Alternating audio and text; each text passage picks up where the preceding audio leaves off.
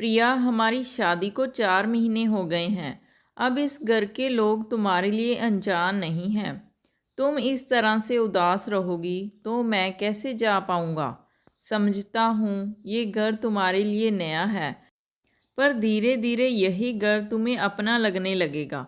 देखो, भाभी भी तो बिना भैया के यहाँ रह रही हैं, और फिर माँ भी तो हैं। बस कुछ रोज़ के लिए तो जा रहा हूँ, फिर तुम इतना क्यों रो रही हो। सौरभ अपनी पत्नी प्रिया से कहता है। प्रिया बोली, सही कहा आपने, हमारी शादी को 4 महीने हो गए। इन 4 महीनों में मैं सबके स्वभाव से परिचित हो गई हूँ। जहाँ तक भाभी की बात है, वो मुझे छोटी बहन की तरह प्यार करती हैं, मुझे कुछ करने भी नहीं देती हैं। मम्मी जी का व्यवहार उनके साथ जैसा है, आज ना कल मेरे साथ भी वैसा ही होगा। बस यही सोच सोच कर मैं डर रही हूँ। सौरभ बोला, तुम्हारे कहने का क्या मतलब है। प्रिया बोली, अगर भैया यहाँ रहते तो शायद भाभी को इतना कुछ सहना नहीं पड़ता, और आपके जाने के बाद मेरे साथ भी वही सब हुआ तो। सौरभ प्रिया को समझा रहा था, तभी उसकी माँ देवयानी जी आईं और बोली, बहू किसी को विदा करते समय रोते नहीं हैं, ये अच्छा शगुन नहीं होता। और ये क्या तुम्हारे पल्लू से बंधा रहेगा, नौकरी नहीं करेगा। तुम्हारे माँ बाप ने इसकी नौकरी देखकर ही तो तुम्हारा रिश्ता किया था। इन 4 महीनों में तो तुम्हें सब सीख जाना चाहिए था। जाओ, सौरभ के लिए दही चीनी लेकर आओ। प्रिया वहाँ से चुपचाप चली गई। देवयानी जी बोली, बेटा, जैसे एक और एक 11 होते हैं, वैसे ही बेटे बहू को मिलाकर ही परिवार बनता है। तुम चिंता मत करो, मैं इसे कोई तकलीफ़ नहीं होने दूंगी। आखिर अब ये इस परिवार की सदस्य है। वो बोला, माँ, आप उसके मन का डर समझ नहीं रही हैं। अगर आप बहू को परिवार का हिस्सा मानती तो भाभी की तकलीफ़ इतने सालों में क्यों नहीं देख पाई। बेचारी, जब भैया होते हैं वो फूल की तरह खिल उठती हैं, और उनके जाते ही आखिर ऐसा क्या होता है कि वो मुरझा जाती हैं। कभी सोचा है आप इस बहू की तकलीफ़ कैसे समझेंगी, जब सालों में भाभी की तकलीफ़ नहीं समझ पाई। सौरभ दही चीनी खाकर सबसे विदा लिया। अगले दिन प्रिया का मन बहलाने के लिए उसकी जेठानी नेहा उसे रसोई में अपने साथ ले गई। फिर चाय बनाकर बोली, ये लो, मम्मी जी को देकर आओ, वो खुश हो जाएंगी। प्रिया बोली, भाभी, मेरे एक चाय देने से मम्मी जी खुश हो जाएंगी। आपने तो इतने सालों में क्या कुछ नहीं किया होगा, फिर वो आपके साथ इतना रूखा व्यवहार क्यों करती हैं। नेहा बोली, इसमें पूरी गलती उनकी भी नहीं है, कुछ गलती हमारी भी होती है। शुरुआत में जब हमारे साथ कोई बुरा व्यवहार करता है, हमें उसे उसी वक्त रोकना चाहिए। कई बार रिश्तों को मौका देने के चक्कर में हम सहते चले जाते हैं। मम्मी जी के साथ शायद उनकी सासू माँ ने अच्छा व्यवहार नहीं किया, जिसके कारण उनका स्वभाव भी वैसा ही हो गया है। खैर छोड़ो, तुम चाय लेकर जाओ। हंसी मजाक करते 2 दिन कैसे बीत गए, प्रिया को पता भी नहीं चला। अगले दिन देवरानी जी रसोई में आईं और बोली, छोटी बहू, लगता है तुम्हारे पास कोई काम नहीं है, तभी पूरे दिन हंसी ठिठोली में बिता देती हो। कम से कम अपना कमरा ही ठीक कर लो। तुम्हारी शादी के समय से ही उसे कमरे में इतना सामान बिखरा पड़ा है, उसे ही व्यवस्थित कर लो। घर में पति ना हो तो अपना मन काम में लगाना चाहिए, ना कि सास की बुराई करने में। इतना कहकर वो चली गई। उनके जाते ही प्रिया उदास हो गई। नेहा बोली, प्रिया, बच्चों को आने में समय है, चलो रसोई का काम खत्म करके तुम्हारे कमरे को एक नया रूप देते हैं। देवर जी आते ही खुश हो जाएंगे। ये सुनकर प्रिया भी चहक उठी। फिर दोनों ने मिलकर उस कमरे को ठीक किया। अगले दिन सुबह से प्रिया सौरभ का इंतजार कर रही थी। जैसे ही सौरभ दरवाजे से अंदर आया, प्रिया बच्चों की तरह भागकर उसके गले लग गई। आस पड़ोस की औरतें देखकर हंस रही थी। वही नेहा प्रिया की खुशी देखकर खुश हो रही थी। तभी कल्याणी जी ने आवाज़ लगाई, छोटी बहू, तुम्हारा पति कहीं भाग नहीं जाएगा, उसे घर के अंदर तो आने दो। अचानक प्रिया को ख्याल आया कि वो अपने ससुराल में है। उसने दुपट्टे को अपने दांतों में दबाया और शर्माते हुए सौरभ से अलग हो गई। सौरभ मुस्कुराते हुए माँ का पैर छुआ और अपने कमरे में चला गया। वही कल्याणी जी प्रिया को आंखें दिखा रही थी।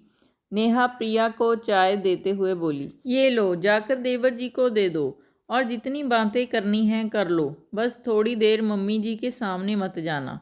प्रिया सब समझ गई और मुस्कुराते हुए चली गई। धीरे धीरे समय बीतने लगा।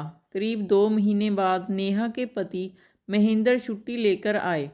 प्रिया ने महेंद्र का आशीर्वाद लिया तो महेंद्र ने कहा, और कहो प्रिया, इस घर में मन लग गया? प्रिया बोली, भाभी हैं तो मन लग ही जाता है, बस भाभी का मन नहीं लगता। महेंद्र हर बार की तरह आज भी नेहा को रसोई में देख मुस्कुरा रहा था। रात के खाने में नेहा ने सबकी पसंद की चीज़ें बनाई। सब खाना खाकर अपने अपने कमरे में चले गए। प्रिया बोली, भाभी मैं रसोई का काम देख लूँगी, आप जाइए। तभी कल्याणी जी आईं और बोली, बड़ी बहू, आज मेरे पैरों में बहुत दर्द है, तुम तेल लगा दो। प्रिया बोली, मम्मी जी मैं लगा देती हूँ, भाभी बहुत थक गई हैं। देवयानी जी बोली, बहू यहाँ सखी पुरवा मत किया करो, अपना अपना काम किया करो। तभी सौरवा आया और बोला, क्या हुआ माँ, आप नाराज क्यों हो रही हैं?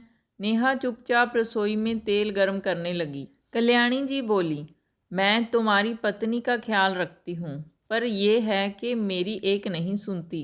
प्रिया बोली, मम्मी जी आप अगर मेरा ख्याल रख सकती हैं तो भाभी का क्यों नहीं? कितने दिनों बाद भैया आए हैं, भाभी को भी तो मन की बातें करनी होंगी। और जहाँ आपके पैरों के दर्द का सवाल है तो आपके पैरों में तेल तो आपका बेटा भी लगा सकता है, क्यों जी? आप अपनी माँ की सेवा नहीं कर सकते? ज़रूरी है कि मम्मी जी को भाभी ही तेल लगाएं? प्रिया ने सौरभ को इशारा किया। सौरभ समझ गया और बोला, हाँ माँ, बहुएं तो आपकी सेवा करती ही हैं, चलिए आज मैं आपकी सेवा करता हूँ। इतना कहकर उसने नेहा के हाथों से तेल लिया और माँ के साथ चला गया। कमरे में कल्याणी जी बोली, सौरभ मैं कह रही हूँ अपनी पत्नी को समझाओ, ऐसा न हो कि आगे चलकर वो तुम्हारी भी ना सुने। वो बोला, माँ, बहुओं के बारे में शायद आपकी राय गलत है। दादी ने जैसा व्यवहार आपके साथ किया, आप वही अपनी बहू के साथ कैसे कर सकती हैं? एक बार सास नहीं, माँ बनकर उनकी तकलीफ़ों को समझिए, तो सारी परेशानी दूर हो जाएगी। इतना कहकर सौरभ चला गया। अच्छे दिन बहुत जल्दी बीत जाते हैं। देखते ही देखते महेंद्र के जाने का समय भी आ गया। एक सुबह नेहा को जागने में थोड़ी देर हो गई तो दव्यानी जी ने सारा घर सर पर उठा लिया। जब नेहा चाय देने गई तो वो गुस्से में बोली, अब फुर्सत मिली है तुम्हें? इतने सालों का नियम तुम कैसे भूल सकती हो? महेंद्र बोला, माँ आपको कौन सा नौकरी पर जाना है? एक रोज़ अगर चाय थोड़ी देर से भी पियोगी तो कोई दिक्कत नहीं है। माँ घर की शांति बनी रहे, उसके लिए कुछ चीज़ों को नज़रअंदाज करना भी आना चाहिए, वरना जिस तरह से आप आवेश में आ जाती हैं, अगर सीमा के सैनिक आ जाएं तब तो रोज़ जंग होती रहेगी। शाम में जब महेंद्र जाने लगे तो नेहा की आंखों में सवाल थे कि आखिर कब तक। देवयानी जी बोली, बेटा तुम जहाँ की चिंता मत करो, जब तुम यहाँ नहीं रहते हो तो तुम्हारी पत्नी की तकलीफ़ देखने के लिए मैं हूँ। महेंद्र बोले, माँ, जो सालों में आपसे नहीं हो पाया वो मेरे जाने के बाद कैसे कर लेंगी? ये सब कहकर क्यों खुद को झूठा साबित करती हैं? रहने दीजिए, आप किसकी तकलीफ़ कितना समझती हैं मैं भी जानता हूँ। मैं देश के दुश्मनों से लड़ सकता हूँ पर अपनी माँ से नहीं लड़ सकता। इतना कहकर महेंद्र चला गया। नेहा ने मुस्कुराते हुए महेंद्र को विदा किया। प्रिया नेहा से बोली, भाभी आप कहाँ से इतना साहस और धैर्य लाती हैं? मुझ में तो नहीं है। नेहा बोली, एक औरत धैर्य और शक्ति दोनों का रूप होती है, बस वक्त पड़ने पर कभी सरस्वती तो कभी काली का रूप लेती है। कुछ रोज बाद देवयानी जी की चाय प्रिया ने बनाई तो देवयानी जी गुस्से में नेहा से बोली, बहू तुम जानती तो हो मुझे कैसी चाय चाहिए, फिर तुम्हें छोटी बहू के हाथों से क्यों भिजवाया? नेहा बोली, मम्मी जी अपनी आदतों को बदल लीजिए, मेरे बच्चे बड़े हो गए हैं, उनकी ज़रूरतें भी बढ़ रही हैं तो मुझे उनके हिसाब से काम करना पड़ता है। अगर प्रिया की बनाई चाय हम सब पी सकते हैं तो आप क्यों नहीं? इतना कहकर नेहा वहाँ से चली गई। नेहा के बदले हुए रूप को देखकर हर कोई हैरान था। देवयानी जी सौरभ को बोली, महेंद्र को गए हुए 2 रोज़ भी नहीं हुए कि इसका रूप बदल गया। ये सब तुम्हारी पत्नी के संगत का नतीजा है जो इतने सालों में नहीं हुआ, आज कैसे हुआ? सौरभ बोला, माँ, जब आप इतने सालों में उनकी तकलीफ़ नहीं समझ पाई तो आखिर वो कब तक आपकी उम्मीदों को पूरा करेगी? एक तरफा त्याग आखिर कितने दिन चलेगा? वक्त रहते संभल जाइए, वरना दूसरी बहू भी ऐसी हो गई तो सोचिए क्या होगा। देवयानी जी ने गुस्से में चाय पीना छोड़ दिया तो नेहा उनके पास गई और बोली, मम्मी जी, हम भी दूसरे घर से आए हैं पर हमने समझौता किया। वही उम्मीद हम आपसे रखते हैं, पर आप अगर थोड़ा सा भी सहयोग नहीं देंगी तो हमारे लिए बहुत मुश्किल हो जाएगा। बहू अगर सास की तकलीफ़ों को समझ सकती है तो क्या सास बहू को बेटी समझकर उसकी तकलीफ़ को नहीं समझ सकती? इतना कहकर वो चली गई। देवयानी जी को एहसास हुआ कि उन्होंने खुद अपनी बहुओं को खुद से दूर किया है। जो गलती अब वो नहीं दोहराएंगी। वक्त बीता। अब साल में एक आध बार जब बच्चों की छुट्टी होती तो नेहा महेंद्र के पास चली जाती। इधर देवयानी जी प्रिया के साथ मिलकर घर को संभालती। एक दूसरे का सहयोग मिलता रहा तो सबकी तकलीफ़ों का अंत हुआ।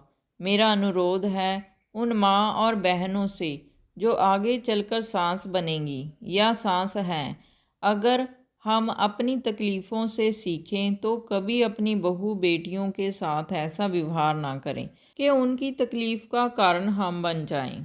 आशा करती हूँ कि कहानी आपको पसंद आई होगी।